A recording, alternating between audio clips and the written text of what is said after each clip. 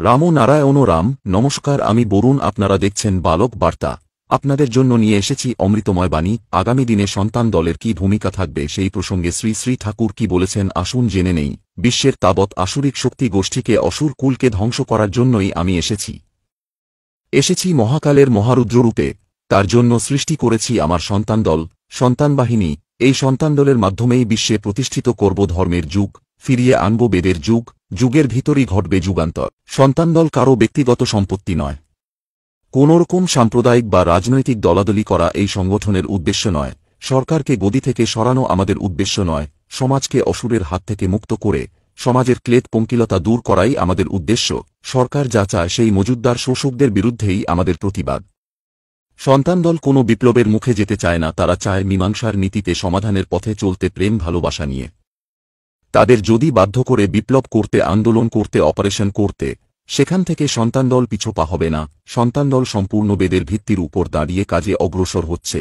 সন্তান দলের লক্ষ লক্ষ সন্তানদের মধ্যে কেউ যদি এদিক ওদিক কোনো সমাজবিরোধী কাজ করে ফেলে, তার জন্য ব্যক্তিগতভাবে সে দায়ী হবে।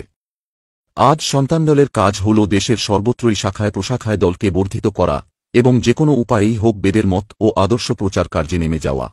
সন্তান দলের কর্মী তোমরা সকলে একাত্মা হয়ে কাজ করবে। পদ নিয়ে কেউ মারামারি করবে না। প্রতিটি পদের মর্যাদা সমান। যার যার পদের মর্যাদা রেখে হাত মিলিয়ে নফর থেকে বাবু পর্যন্ত সবারই এক অধিকার। এই বোধে তোমারা চলবে, যে ঝাড়ু দেবে তার মর্যাদা আর যে কলম ধরবে তার মর্যাদা একই। বিবাদ যেন তোমাদের মধ্যে কখনো না দেখা দেয়। তোমাদের লক্ষ্য থাকবে সমাজের বুকে যেন কেউ অবহেলিত ও বঞ্চিত না হয়। তোমাদের বিশেষভাবে দৃষ্টি থাকবে মজুত গোষ্ঠী, ধনিক সমাজ ও শোষক গোষ্ঠীর উপর। ধর্মের নামে ব্যবসা ও শোষণ চলবে না, এ কথা সমাজের সমস্ত মানুষকে বুঝিয়ে ও জানিয়ে দেবার দায়িত্ব তোমাদের। থাকবে শুধু একটি জাতি ও একটি নীতি। সন্তান দল তৈরি হয়ে রয়েছে, যখন ধরবে মূল উচ্ছেদ করার জন্যই ধরবে।